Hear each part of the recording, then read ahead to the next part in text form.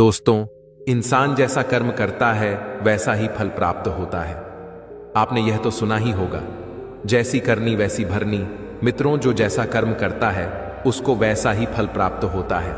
जिस व्यक्ति की जिस तरह की सोच होती है उसी के अनुसार उसके कर्म होते हैं, और जैसा उसका कर्म होता है उसे वैसा ही फल मिलता है। दोस्तों, यह कहानी बहुत ही ज्ञानवर्धक है। इसको सुनने के बाद मनुष्य को कर्मों का फल कैसे मिलता है पता चल जाएगा। नमस्कार दोस्तों, एक गुरु का आश्रम था। एक बार जब वह गुरु अपने शिष्य को उपदेश दे रहे थे, तब उसके आनंद नाम के शिष्य ने पूछा कि गुरुदेव, कर्मों का फल कैसे मिलता है और जरा समझाइए।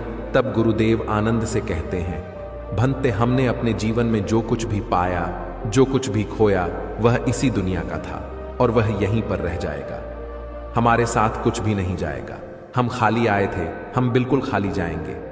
और जो लोग अपने मन से बिल्कुल खाली होकर जाते हैं, वास्तव में उनके अंदर ज्ञान का दीप जल जाता है। वो आगे चलकर दूसरे जन्मों में निर्वाण की स्थिति को प्राप्त कर सकते हैं। लेकिन उससे पहले तुम्हें इस जीवन की निरर्थक को समझना होगा। यहाँ पर कुछ भी पाना या कुछ भी खोना कोई मायने नहीं रखता। हर इंसान को बचपन के दिन प्रिय क्यों होते हैं? क्योंकि उस समय उसे कोई भी चिंता ही नहीं रहती। वह आजाद होता है, उसके मन में कोई लालसा नहीं होती। जिस काम में भी लग जाता है उसी में मग्न हो जाता है। लेकिन जैसे जैसे इंसान की आयु बढ़ने लगती है, वैसे वैसे उसकी इच्छाएं, उसकी कामनाएं दिन ब दिन बढ़ती जाती हैं। और इसीलिए अक्सर इंसान भविष्य की तैयारी में लगा रहता है या फिर अतीत के बारे में सोचता रहता है, और वह वर्तमान में जीना भूल जाता है।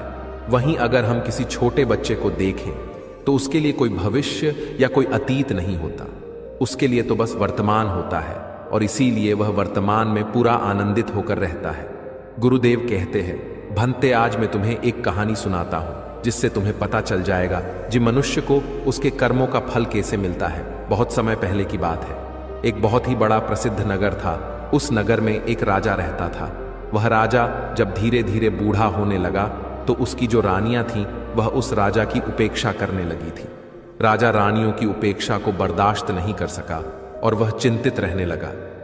एक दिन उसने अपने वैद्य को बुलवाया और उस वैद्य से कहा कि हे वैद्य राज, क्या आप कोई इस तरह की दवाई को तैयार कर सकते हैं जो मेरी खोई हुई जवानी को वापस कर सके?